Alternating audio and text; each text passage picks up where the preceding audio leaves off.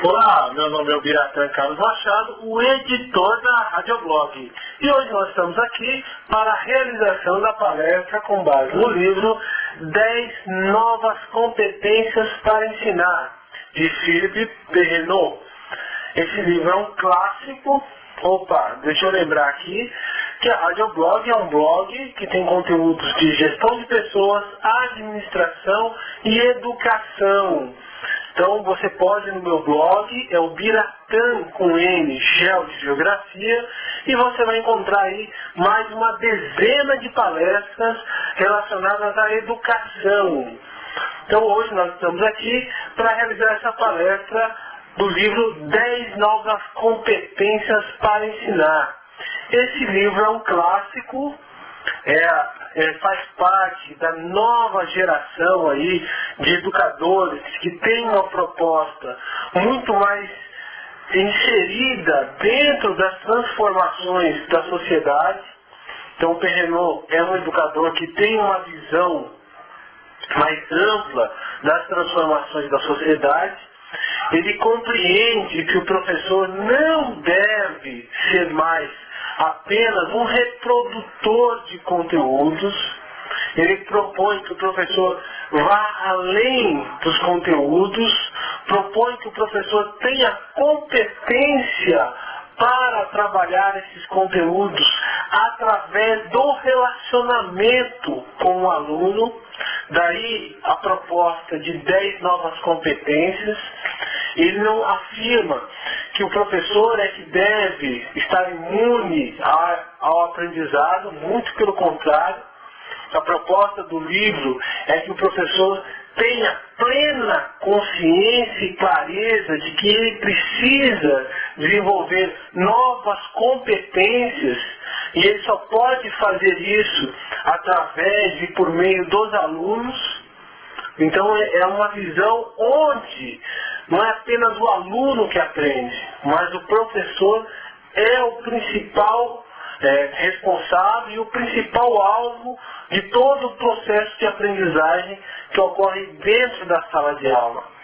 Então, ele é criticado por muitos, principalmente os professores da antiga guarda aí, que entendem que quem é objeto de aprendizagem é o aluno, não o professor. Então o Perrenot, ele é odiado por esses, mas também é amado, e muito amado, por essa nova geração de professores que tem enfrentado uma série de dificuldades em sala de aula por conta das transformações da sociedade. Divórcio, família desestruturada, consumo, independência precoce dos jovens em relação aos pais. Há uma série de problemas que estão acontecendo na sala de aula, na sociedade, mas que acabam vindo aí para a sala de aula. E o Perrenot vai procurar mostrar para os professores que há um caminho para dar resposta a essas demandas, que passa exatamente pela mudança de postura do professor em relação ao aprendizado. Então vamos iniciar a palestra. Primeiro ponto aí, a primeira competência que o Perrenot coloca aí, que é organizar e dirigir situações de aprendizagem. Então até então, os professores, eu digo nós, porque eu também sou professor, nós estávamos acostumados a organizar e dirigir o livro didático. Então, um professor bom se resumia a uma boa escolha de um livro didático. E quanto mais o professor se apegasse a esse livro didático, e quanto mais ele trabalhasse em cima da proposta desse livro didático, mais ele era considerado um professor exemplar. Podia até se dizer do exemplar do livro didático. Mas o Perrenot diz que não. Ele falou, nós não podemos nos ater apenas a conteúdos. Nós precisamos organizar esses conteúdos e dirigir situações de aprendizagem. Veja bem, nessas duas propostas, ele tira completamente de cena aquela aprendizagem, aquela aula estática. onde o conteúdo já estava organizado pelo livro didático e onde as situações de aprendizagem já estavam dadas no exercício do livro didático. Então o livro didático tem um conteúdo e tem uma parte de exercícios. Então é assim, ou é assim, que a maioria dos professores ainda se comporta. Mas o Perrenot ele coloca uma nova visão. Ele fala, nós precisamos organizar. Então o livro didático está lá. Não é para jogar o livro didático fora ou para abominar o livro didático. Não é isso. Mas o livro didático ele tem um roteiro e tem uma proposta que nem sempre é adequada com o roteiro e a proposta adequada para aquele grupo, naquela sala de aula, naquele momento. Então aqui ele faz uma ruptura, né, violenta até posso dizer, com o sistema tradicional que via que o aprendizado era uniforme e homogêneo. Ou seja, você poderia ensinar da mesma maneira para todos. Aqui o Perrenot já faz uma diferenciação de sala de aula para sala de aula, de situação para situação. Então ele fala que o professor deve organizar aquele conteúdo daquele livro didático e adequá-lo às necessidades da sala de aula. Então, para isso, ele precisa organizar. E não é só organizar e separar o que serve e o que é útil, o que não é útil para determinada sala de aula.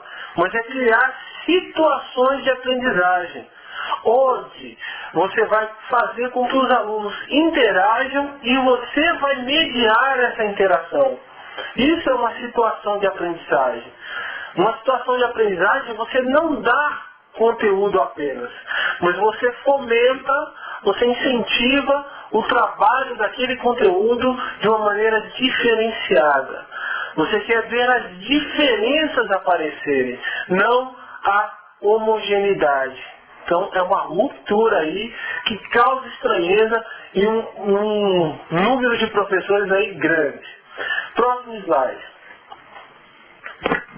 Então nós temos aqui, administrar a progressão das aprendizagens. É o número 2, habilidade número 2. Então ele dá ao professor, ao educador, o encargo de administrar, né? Então o professor organiza, mas ele também vai administrar.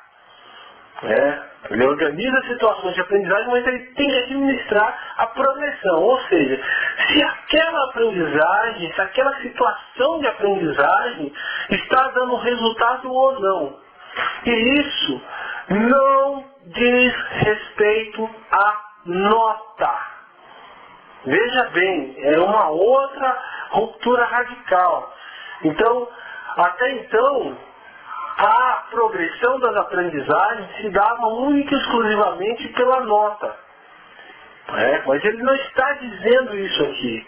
A progressão, e isso o professor que vai administrar, é como a sala interage entre si e como ela tem a visão a respeito do conhecimento e da aprendizagem que está sendo efetivada ali em sala de aula.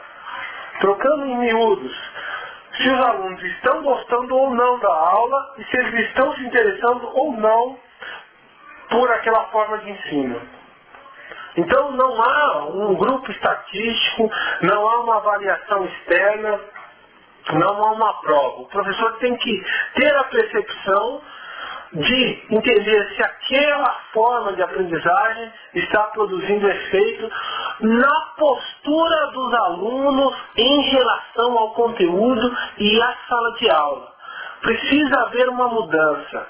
Se o aluno não chegava empolgado na sala de aula, e você aplicou um processo de aprendizagem, você administrou, aplicou ali uma situação de aprendizagem, no outro dia o aluno chega empolgado, então a sua progressão da aprendizagem é positiva, porque o aluno chegou motivado. Mas o aluno pode, numa dada situação, decorar aquele conteúdo, como acontecia e acontece no sistema de aprendizagem passado, onde o aluno pode tirar 10 porque ele decorou aquele conteúdo e vir desanimado para a sala de aula. Ele apenas foi uma pessoa que decorou aqueles conteúdos, mas ele não tem compromisso, não tem vínculo com aquilo. Então, para o Perrenot, não houve progressão na aprendizagem, porque o aluno não mudou a postura em relação ao conteúdo. Próximo slide. Número 3. Conceber e evoluir dispositivos de diferenciação. Então, o Perrenot dá um passo ainda mais radical rumo aí a uma aprendizagem individualizada, uma aprendizagem singularizada. Ou seja, um processo de aprendizagem para cada aluno. Então pode parecer loucura. Você vai dizer assim, poxa, mas eu não dou conta de uma sala de aula aplicando um método que é comum e padronizado a todos. Como eu vou poder dar solução, eu vou poder avançar em termos de aprendizagem se eu for me ater em método de aprendizagem individual para cada aluno? Isso parece, num primeiro momento, aumentar muito o seu trabalho, né, e formas de avaliação em geral, mas não é. O Perrenot tem razão quando ele coloca isso. Porque quando você concebe e faz evoluir dispositivos de diferenciação, você está ensinando aquele aluno individualmente a aprender. Então, exemplo prático. Você tem alunos, 10 alunos, claro que eu sei que a sala de aula é muito mais, mas você tem 10 alunos. Desses 10 alunos, 3 têm inclinação para um determinado assunto. Por exemplo, em geografia. Então, 3 têm inclinação para uma geografia que se refere aos Estados Unidos, América do Norte. Outros 3 para a Europa. Né? Então, como você vai aplicar essa avaliação? Aí nós vamos dizer, olha, separa em grupo, vocês vão fazer Europa, vocês vão fazer Estados Unidos, e vocês vão apresentar o conteúdo sobre Estados Unidos e vocês sobre Europa. Então você vai avaliar em grupos separadamente. Então você está diferenciando, mas não diferenciando aleatoriamente. Você separou os alunos por um assunto que eles mais tinham afinidade. E a partir daquele momento, aqueles alunos vão se aplicar com mais intensidade. Eles vão trazer mais empolgação para a sala de aula. Eles vão motivar outras pessoas. E você está criando o quê? Dispositivos de diferenciação.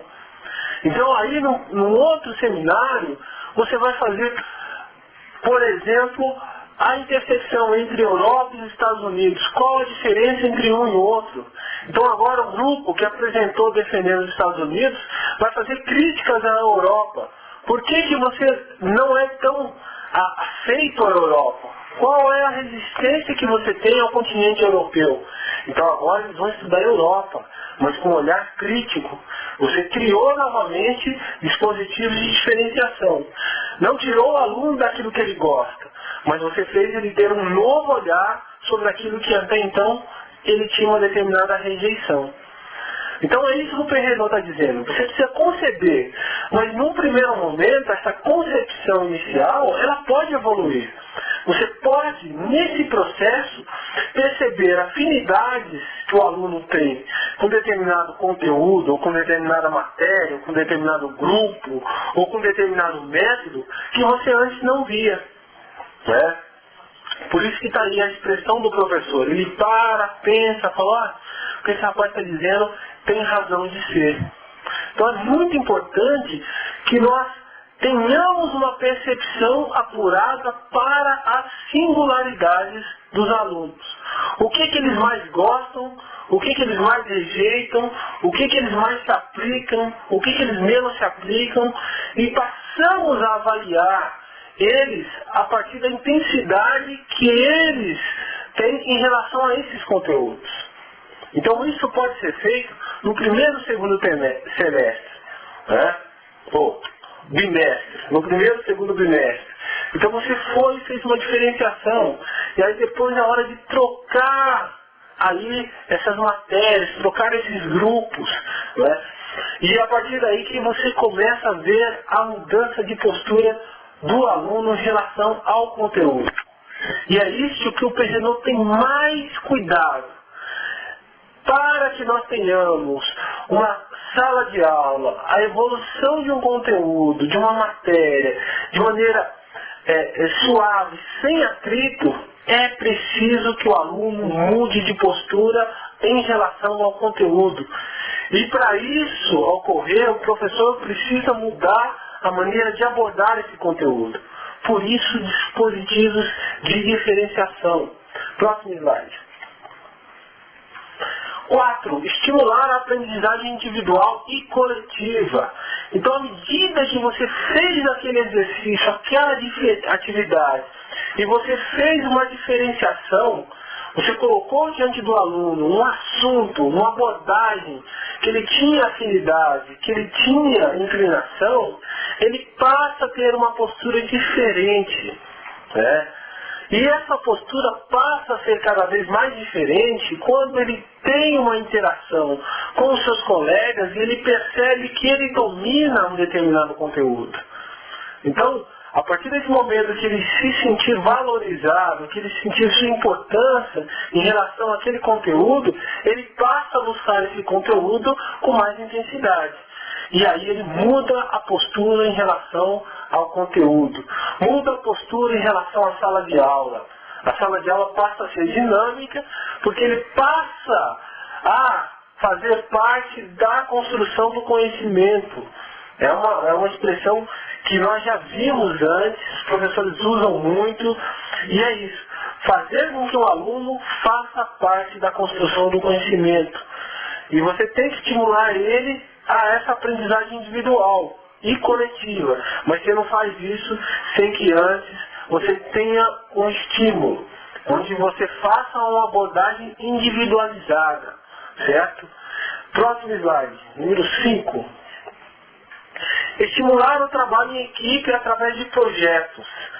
Então, o que o PGNU vai dizer? Olha, nós precisamos mudar a postura desse aluno em relação ao conteúdo. Nós precisamos.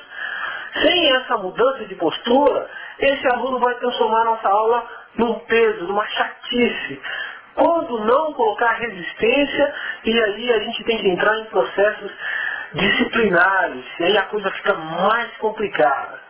Então nós temos lá que fazer abordagens, avaliações, avaliar os alunos, qual a projeção da aprendizagem, né, abordagem individual, estimular esse aluno a ir atrás desse conhecimento, porque ele tem uma determinada afinidade.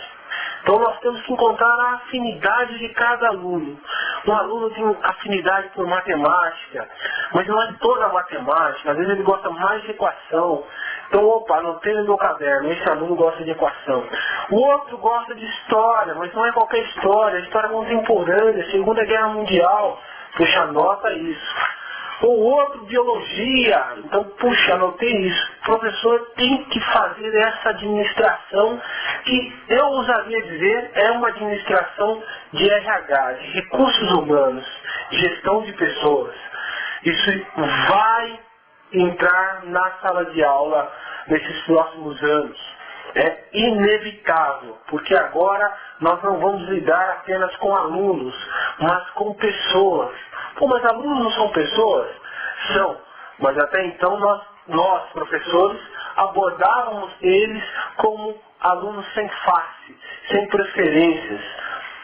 Nós víamos eles como pessoas que tinham a obrigação de gostar, de se submeter a determinados conteúdos e determinados métodos. Mas isso está mudando. Em alguns colégios, algumas escolas, isso já mudou. Então, aí o PGNU vai falar, olha, mas qual a saída? Você anotou tudo isso, viu qual a afinidade que os alunos têm com as matérias, com os conteúdos, você fez uma diferenciação. E agora você vai fazer o número 5, estimular o trabalho em equipe através de projetos. Projetos, repito, são multidisciplinares, são transdisciplinares. Um projeto que um professor de geografia, que nem é o meu caso, que só fale de geografia, não é um projeto, é um trabalho escolar. Um projeto é algo muito semelhante, muito parecido com a nossa sociedade. Ela envolve complexidade. Então, se você faz um projeto, por exemplo, de meio ambiente, no qual você tem que fazer cálculo, no qual você tem que saber biologia, no qual você vai ter que fazer artes, né? No qual você vai ter que apresentar para pessoas que não seja única e exclusivamente seu professor de geografia, isso é um projeto.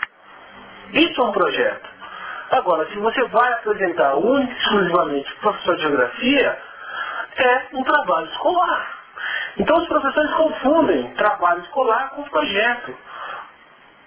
Projeto que não tem complexidade e que não envolve mais de 2 ou 3 matérias é trabalho escolar, não é projeto. Então nós estamos vendo aí um grupo de pessoas lá da década de 30, 40, né? Isso é um projeto, porque isso era um trabalho que era voltado para a sociedade. Era para apresentar mais do que para os pais. Era para um grupo social, um orfanato, os bombeiros, a polícia, não importa. Eram pessoas que eram fora do meio de convívio dessas aí. E são clubes de esportes. Então isso é importante. O projeto tem que ser fora do meio, porque você precisa trabalhar a linguagem com o aluno, precisa trabalhar a postura, a apresentação, né? E aí você vai vendo as habilidades de cada um. E é onde você tem a possibilidade de transformar a habilidade em competência, né? Habilidade é algo que você faz, mas não faz profissionalmente. Você não tem essa postura. Agora, competência não. É uma habilidade transformada profissionalmente. Então os alunos precisam ser competentes. O aluno não vai na sala lá na frente apresentar um projeto, se eu gaguejar, gaguejei. Opa, não, isso é só habilidade. Então ele foi e falou bem, habilidade. Mas agora competência, quando ele se propõe a fazer isso. Eu vou lá na frente, eu não vou gaguejar nenhuma vez. Eu vou lá na frente, eu não vou ler papelzinho na frente. Eu vou decorar. Eu vou entender, eu vou compreender, eu vou dissertar sobre esse tema. Eu não vou repetir palavras decoradas. Eu vou ser natural. Isso é competência.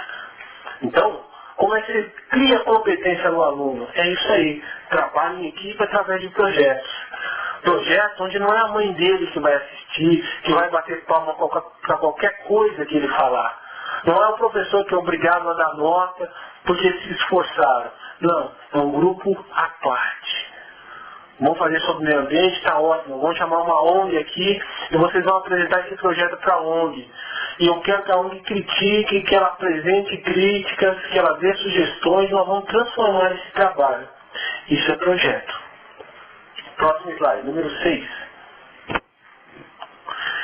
Participar da administração da escola. Puxa vida, isso é que o professor não gosta de fazer. Ele nunca tem tempo porque ele está ocupado fazendo aula, corrigindo provas, né, corrigindo trabalho e nunca participa da administração da escola. Então, por que é importante? Porque o PGNO coloca como um elemento fundamental e elementar participar da administração da escola. Porque na medida em que você vai fazer um projeto, e esse projeto é interdisciplinar, é transdisciplinar, você vai precisar da colaboração de outras pessoas. Não somente de professores, mas de outras pessoas. Então, para isso, você precisa ter um bom relacionamento com a administração da escola. Olha, eu vou trazer um grupo de bombeiros aqui, eu vou trazer o pessoal do meio ambiente aqui. Algum professor quer mais participar desse projeto? Vai envolver matemática, hein? Vai envolver biologia, vai envolver história. Puxa, vamos sentar aqui e trabalhar como nós podemos avaliar isso, como nós podemos tirar notas disso. Vamos trabalhar em conjunto, em parceria. Então você precisa estar na administração da escola. É uma necessidade. Não é trabalho voluntário, não é bom samaritano, ser um bom samaritano. É uma necessidade profissional. É uma necessidade profissional. Próximo slide. Número 7. Informar e envolver os pais. Olha aí. Mesma coisa. Olha, pai. Nós vamos apresentar esse trabalho aqui e ele vai apresentar para adulto. Ah, mas meu filho é uma criança, ele vai gaguejar, ele está chorando em casa. Olha, no mundo hoje, no mundo capitalista, o mundo é extremamente competitivo. Né? As crianças hoje, elas têm a oportunidade de transformar habilidades em competências. E essa oportunidade desse projeto, pai, é uma oportunidade para seu filho entender as deficiências dele, para ele melhorar, para ele tomar gosto pelos desafios, resolução de problemas, né? Transformar a personalidade dele para que ele tenha um caráter, para que ele consiga enxergar os problemas de frente. Tudo isso vai ser trabalhado nessas situações de aprendizagem. Então você tem que informar os pais como você o que você está fazendo. Você não está fazendo, expondo o filho dele ao ridículo. Não, você quer, né, mostrar para o filho dele que é preciso ir além das aprendizagens usuais, de nota, de trabalhinho de escola. Olha, nós temos a oportunidade de fazer mais do que isso aqui. Né? Então precisamos informar e envolver os pais. Né? Envolver no sentido que os pais já estão no mercado de trabalho, muitos deles já enfrentam essas dificuldades em termos de projeto, em termos de falar em público, em termos de se portar, de mostrar motivação, de mostrar liderança. Então eles sabem da importância disso. Eles sabem, mas eles precisam ser informados e precisam ser envolvidos nisso, para que eles possam dar suporte aos filhos em casa. Então o P. ele vai muito além, ele está dizendo relações humanas, relações entre pessoas. Veja como nós nos distanciamos daquele ensino que só tratava de conteúdo de livro didático. Situações de aprendizagem, progressão de aprendizagem, trabalho em equipe, projeto, administração escolar, né? A aprendizagem individualizada, tudo isso nós vamos embora. Então não se trata somente ou única e exclusivamente de conteúdo. Estamos agora falando, nessa nova proposta educacional, de relacionamento entre pessoas. A aprendizagem, né, e absorção intensa do conteúdo, ela requer relacionamento entre pessoas. O professor precisa se relacionar com o aluno e precisa ir além dos conteúdos usuais. É isso aí que o PGN está dizendo. Olha, o professor precisa desenvolver competência. Não pode ser o acaso. Ele tem que ter uma visão direcionada para isso, para criar relacionamentos. Próximo slide. Utilizar novas tecnologias. Então vimos aí um professor com um computador. Sabemos aí que muitos professores temem as novas tecnologias. Muitos só usam a internet para ver e-mail. Né? Muitos não sabem mexer, por exemplo, no PowerPoint, não sabem mexer no Excel. Né? Precisamos mudar essa realidade. Um professor hoje não pode se dar ao luxo de não conhecer novas tecnologias. Ele não pode se dar ao luxo de não saber trabalhar com internet. Não pode se dar o luxo de não estar nas redes sociais, não ter um Facebook, não ter um Orkut, não saber trabalhar com vídeo, não saber trabalhar com slides, áudio, não conhecer alguns blogs. Isso tudo, gente, está na mão dos alunos. Não saber as funcionalidades do seu celular, por exemplo. Tudo isso está na mão dos alunos. Eles estão aprendendo isso. Então é uma oportunidade para criar um relacionamento com os alunos. Olha, hoje nós vamos fazer um seminário de novas tecnologias. Eu vou sentar aqui, vocês vão fazer o seminário para mim. Quais são as novidades dessa semana, desse mês? Faça uma reunião uma vez por semana, uma vez por mês. Estimule os alunos a apresentar essas novas tecnologias de maneira profissional. Olha, eu não quero com linguagem A, tá, o X. Não. Eu quero uma coisa profissional. Você quer me ensinar sobre o Twitter? Então você vai fazer uma apresentação sobre como funciona o Twitter. Eu sou leigo. Eu quero uma apresentação.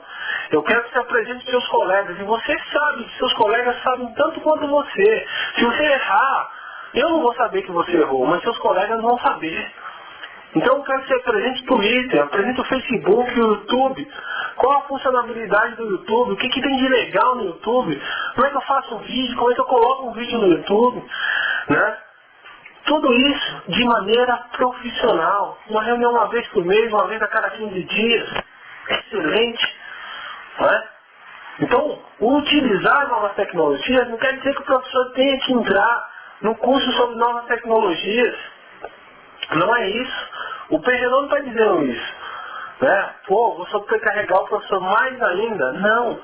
Quer dizer que, através da interação com os alunos, você pode aprender a utilizar novas tecnologias. E no bojo disso, você ainda cria relacionamento com os alunos, desenvolve nele competências, desenvolve nele interação, né, profissionalismo, tudo isso. Né?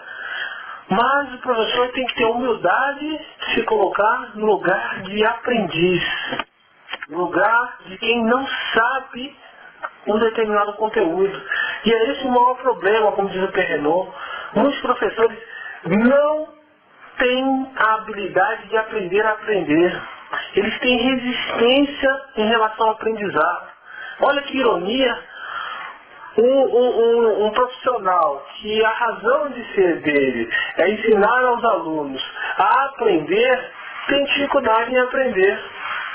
Problemático isso. Então precisamos. Se o seu problema é novas tecnologias, semana que vem mesmo, já faça um seminário e fala para os alunos, olha, vocês vão me apresentar novas tecnologias. O trabalho vai ser esse. Quero PowerPoint, quero ver a apresentação profissional aqui. Você cria neles competência e ainda ganha com isso conteúdo. Você vai aprender novas tecnologias. Próximo slide.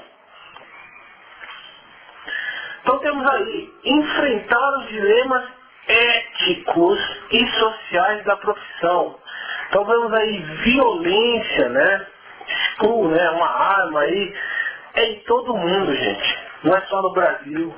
Em todo mundo enfrentamos problemas de violência em ambiente escolar. Isso se deve porque em todo mundo há uma fragilização, uma fragmentação da célula familiar. Os alunos estão mais soltos, eles têm poucos convívio com os pais, né? Então eles acabam muito tempo sozinhos com outros adolescentes que juntamente com eles tiram conclusões que muitas vezes não tem nada a ver com a realidade da nossa sociedade, são conclusões inadequadas ao bom convívio da sociedade, né? Conclusões relativas à vida sexual, à vida sentimental, à ética, à honestidade, obediência aos pais, conceito de família, são conceitos completamente equivocados. E esses equívocos que vão se transformando em convicções, eles são levados para dentro da sala de aula. E é onde há um choque entre o professor, que é o detentor, o guardião dessas convicções, que são comuns à sociedade, e esses alunos que trazem suas próprias convicções. Então, o Perrenot vai dizer, olha, esse dilema aí, ele está posto. É um dilema ético, porque envolve que o professor tenha que dar orientação social, ética e educacional para alunos que ele até então não era obrigado, não era visto como alguém que era obrigado a dar essa orientação. Então, orientação sobre higiene, orientação sobre relacionamentos amorosos, todo esse tipo de dilemas, que são dilemas éticos, porque cada família trabalha a questão de uma forma diferenciada, eles estão chegando à sala de aula. E não adianta mais o professor fingir que não vê, porque eles estão lá e eles causam problemas na sala de aula. Então são dilemas éticos, sim, são dilemas sociais, então dilemas onde famílias são desagregadas, divórcio, padrasto, madrasta, novos irmãos, que desestabilizam muitos alunos, né? Então o professor não pode fingir que não vê. Ele precisa enfrentar esses dilemas éticos e sociais. O problema está posto, né? E ele precisa ser enfrentado. E aí requer muito dos professores debates entre eles, conversas, posturas, né? Há uma série de transformações que são necessárias. Eu sei que muitos professores não concordam, por exemplo, que os professores tenham a necessidade de trabalhar afetivamente com os alunos. Sei que muitos acham que isso é um problema exclusivo da família. Pode até ser, mas o fato é que, no contexto no qual nós estamos vivendo, as famílias não estão conseguindo dar conta disso, e na medida que elas não dão conta, esse problema vem para a sala de aula, e esse problema em sala de aula acaba atrasando em muito o desenvolvimento das nossas atividades e da nossa profissão. Então, não tem como. É um dilema que o Perrenot está dizendo. Precisa ser enfrentado. Próximo slide. E 10. Administrar sua própria formação. Então, nós estamos vendo aí um professor com uma lousa ainda antiga, rachada ao meio aí. E muitos professores ainda estão nessa situação. Somente com a lousa. Então nós precisamos de mais formação. E formação não é curso, né? Não é você ir numa escola regular, se matricular, sentar num banco. Não. É você passar a querer adquirir conteúdos e se envolver em situações de aprendizagem que você entenda que possam colaborar efetivamente com o seu aprendizado. Então, exemplo, tenho dificuldade a lidar com alunos bagunceiros. Então eu vou numa ONG, ou eu converso com outro professor, ou eu vou numa outra pessoa que lida com empresa e pergunto, olha, como você lida com isso? Entendeu? Você vai aprender, ó, tem um livro bom que faz isso, então você vai atrás desse livro. Né? Então é uma coisa que o Perrenot, ele diz que é a 10ª competência, que é administrar sua própria formação. Você não vai esperar o governo dar um curso de formação, não vai esperar a sua escola particular dar um curso de formação, não vai esperar que haja um congresso para isso. Você precisa aprender a aprender. Essa é a grande questão, esse é o grande propósito da coisa. Então, os professores hoje, me arrisco dizer que é a classe que tem mais resistência em relação à aprendizagem. Aprender a aprender para um professor é uma coisa extremamente complicada, porque ele já está acostumado a ser considerado o detentor desse conhecimento. O cara que só ensina e não aprende. A pessoa que só ensina e não aprende. Então, há que se mudar essa postura. Tem que se mudar essa visão. E essa mudança não se efetiva somente no âmbito do discurso. É preciso praticar. E a prática nossa é essa, é conversar. É colocar um problema, não consegue lidar com uma sala, viu um professor que lida bem com a sala, ô meu, como é que se faz isso? Você não pode dizer, não, é o jeito dele, os alunos gostam mais dele, não gostam de mim. Não, você é um profissional. Por isso que fala competência. Competência é só para profissional. Então você é um profissional e você é competente. E como um profissional competente, você vai diligentemente buscar sanar as deficiências na sua formação. É isso que tem que acontecer. Então tem que haver uma mudança de postura do professor. O professor tem que deixar de ser passivo e vítima de toda essa situação e passar a ser ator. ser o principal articulador dessa transformação que está aliada à formação dele. Certo? Próximo slide. Então terminamos aí a nossa palestra, 45 minutos aí, o meu está dando 40 minutos, né? Ela está aí no meu blog, próximo slide, né? Aí está meu telefone, meu e-mail e meu blog. Lembrando sempre que essa palestra está originalmente no meu blog. Lá tem mais de uma dezena de palestras aí relacionadas à educação. Para encontrar meu blog é só você colocar no Google aí, Ubiratã, com N, Geo de Geografia, e você vai encontrar aí essas palestras aí. Qualquer coisa, manda um e-mail para mim, radioblogtv@gmail.com.br, e você vai aí, a gente vai estar respondendo, trocando ideias sobre aí questões relativas à educação, ok? Então ficamos por aí, foi um prazer estar com vocês aí, e é isso aí, Radioblog.